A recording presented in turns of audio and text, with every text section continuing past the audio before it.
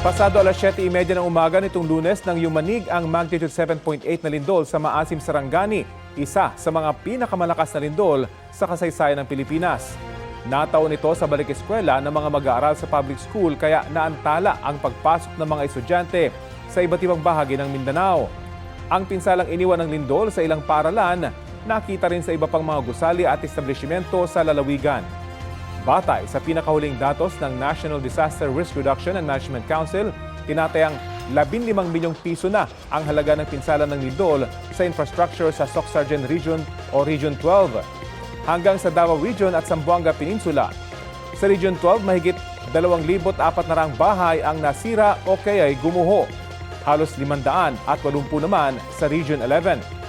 Apektado ng lindol ang halos 33,600 pamilya. Mahigit 8,800 ang nananatili sa halos 60 evacuation center. Patuloy ngayon ang iba't ibang operasyon ng mga otoridad kasunod ng lindol. Mahigit 3,700 tauhan ang dineploy para sa search, rescue and retrieval operations. Halos 500 naman ang nakatoka para sa pag-alis ng mga debris. Nagpamahagi na rin ng mahigit 12,000 family food pack para sa mga taga General Santos City at Davao Occidental.